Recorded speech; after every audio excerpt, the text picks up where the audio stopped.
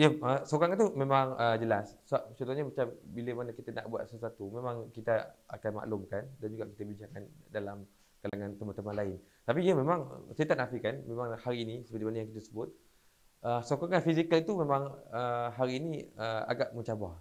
Sokongan fizikal. Tapi sokongan dari segi mungkin isu statement menyokong ataupun mungkin dalam konteks social media itu amat baik. Tapi dalam konteks fizikal itu yang saya sebut agak mencabar. Dan juga kita tak boleh menyalahkan mereka juga sebab memang bersih waktu itu kita secara sengaja memilih hari kerja jam 8 pagi. Waktu itu memang sukar untuk mencari orang yang boleh minta cuti last minute, short notice untuk datang ke program bersih. Waktu perarakan kita di parlimen, ia memang dibuat sebagai sebahagian daripada strategi untuk kita build up momentum. Ini yang tadi kita sebut. Dan yang kedua, memang perarakan di parlimen itu bukanlah dibuat untuk bertujuan mencari skala yang besar. Sebab itulah kita umum itu lewat. Kita umum perarakan itu dalam tempoh kurang 5 hari di media sosial. Berbanding dengan kalau dalam konteks bersih sebelum ni, bersih 1, 2, 3, dia memakan masa berbulan-bulan. Iaitu contohnya 5 bulan sebelum kita dah tetapkan tarikh, and then baru kita akan buat satu perarakan besar-besaran ratusan ribu, puluhan ribu dan sebagainya. Tapi dalam konteks hari ini, sebelum kita nak menuju ke arah itu, kita perlu ada satu strategi untuk yang tadi kita sebut, untuk bina momentum awal. Jadi ini sebagai daripada cara untuk kita bina momentum, iaitu kita buat satu perarakan yang mungkin dilihat kecil tapi efektif.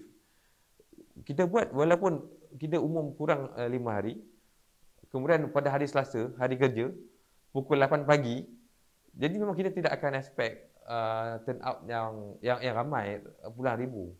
Ia lebih kepada circle CSO yang mana sekurang-kurangnya kita dapat kumpul dalam 150 orang dalam tempoh yang singkat, dan memang itulah tujuan kita untuk build momentum, bukan untuk bina satu bersih yang ke-6 secara mengejut. Ya, kita tak nafikan waktu bersih 2017, bersih 1, memang rata-ratanya ramai yang hadir itu datang daripada penggerak-penggerak PAS daripada seluruh negara.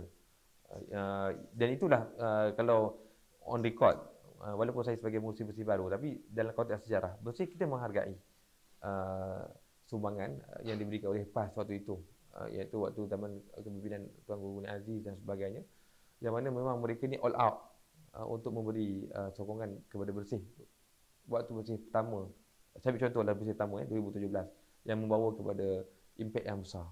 Dan sehingga hari ini memang kita tak nafikan itulah kekuatan yang ada pada PAS. Mereka ini mempunyai grassroots ahli yang committed untuk turun ke padang mengikut arahan apabila diberikan oleh pucuk pimpinan parti.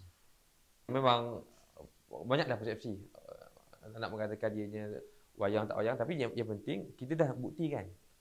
Kerajaan PH hilang kerajaan, kita dah buktikan. Maksudnya walaupun mungkin ada yang mengatakan bahawa rata-rata yang menyokong bersih ni adalah menyokong PH. Bagi kita apa masalahnya?